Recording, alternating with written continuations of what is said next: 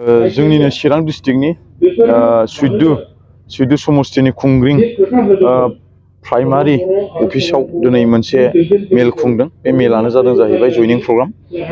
दिनै बे जयनिं प्रग्रामाव गोबां बिदिनो ओरै लाइमुथि, थिनालि आरो सारियालि आरो खजबारि, जायखिया खजबारि बेफोरबायदि दाब दाब जायगानिफ्राय गोबां जायगानिफ्राय दिनै जयनिं जाफैदों।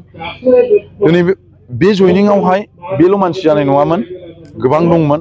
खिन्थु माखासे दानि सोलिबाय थानाय रुलिं गभर्नमेन्ट सरकार बिथांमोननिफ्राय माखासे प्रब्लेम बाथ्रा खोनानायनि थाखाय दिनै बिथांमोना गिनानै बिथांमोना फैयाखै। नाथाय बिथांमोना खोथा होदों जे जेब्लानाखि इलेक्सन जायो अब्ला जयनिं खालामनायाव माने जयनिंनि जि सोनाय आर'नाइ, बे आर'नाइखौ सोस्लाबनो हानाय नङा होननानै बिथांमोना आंनो निउस होदों, खोन्थादों। बिनि थाखायनो बिथांमोनखौ जाय बिथांमोना आं दिनै फैनानै आरो बेयावहाय ब्लकनि बा प्राइमारिनि आन्दाराव जाय बिथांमोना दिनै जयनिं जाबाय, बिथांमोननि थाखाय रोजा रोजा साबायखर। आरो बिदिनो दाब दाब जायगायाव दिनै जोङो जयनिं खालामगासिनो दङ आरो जोंनि BPF दोलोआ दिनै जयनिं खालामगासिनो दङ। दिनै आसरित, दिनै रुलिं गभर्नमेन्ट थासेयावबो मानि थाखाय दिनै जिरायथ'नाय जे BPF दल, बे BPF दलाव मानि थाखाय जयनिं जादों बेवहाय आरो सोंनांगौ आरो बुंनांगौनि जेबो बाथ्रा गैया। दिनै आं बेखौनो खावलायदों, जाय बिथांमोना पार्टिजों बा पार्टिखौ मोजां मोननानै बा सोरबा लिडारखौ मोजां मोननानै जुदि फैनो गोसो दंब्ला बिथांमोननि थाखाय अरायसम जोंनि दरजाया खुला आरो दिनै बिथांमोननि थाखाय जोंनि गोसोआ खुला।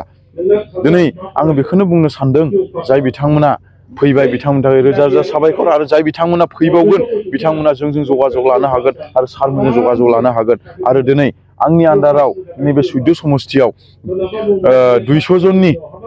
200 जन प्लास, हय सासे सानै बारा हय सासे सानै खम बिदि जागोन। आरो जाय बिथांमोना फैदों बिसोरो एकदमबारे UPPL गोथां। बिथांमोनखौ मबाइलाव केमेरायाव नायबानो सिनायगोन UPPL ना BPF नि।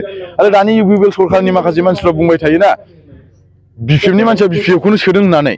गतिके दिनै सुइदु समस्तिनि मानसिफोर दिनै नायोब्ला आरो सोरबा लिडारफोर नायोबा नायनो हागोन बबे साइडनि मानसिफोर।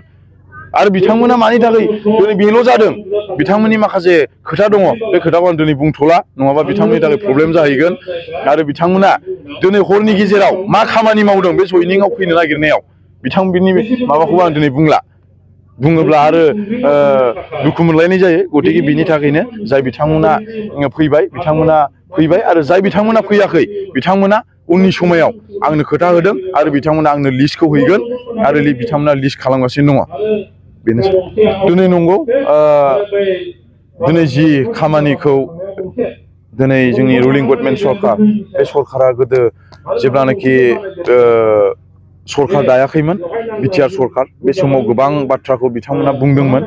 दिनै बे बाथ्रा बुंनायनि गेजेरजों दिनै बिथांमोना गोबां खामानिखौ जि लाइमोनफोरनि थाखाय मा मावनो नागिरदोंमोन, बिमा माहारिनि थाखाय मा मावनो नागिरदोंमोन, दिनै जों जाथिनि थाखाय मा मावनो नागिरदोंमोन, दिनै बे खामानिखौ बिथांमोना स्पस्ट' दिनै खामानिखौ मावनानै दिन्थिनो हायाखै। बिनि थाखायनो जोंनि माखासे लाइमोनफोराबोथ' दिनै साननो हानाय गोहो दंसै, दिनै साननो हानाय गियान दंसै। दिनै गावनि लाइफखौ दालांनो थाखाय, गावनि लामायाव थाबायनो थाखाय गावबा गाव मोनसे थांखि थायो। दिनै जाय बिथांमोना लाइमोन जोहोलाव आरो सिख्लाफोरा दिनै जोंनि BPF दोलोआव फैदों आरो फैबावगोन आरो फैनो सानदों, बिथांमोनखौ बेखौनो आङो सासे लाइमोन यां जेनेरेसन लेभेलनि हिसाबै आङो बेखौनो साजेसन हरनो सानदों रायजो राजा जोंनि इयुथ्स आरो जोहोलाव सिख्लाफोरखौ, दिनै फै जोङो ज' ज' आवगायनो।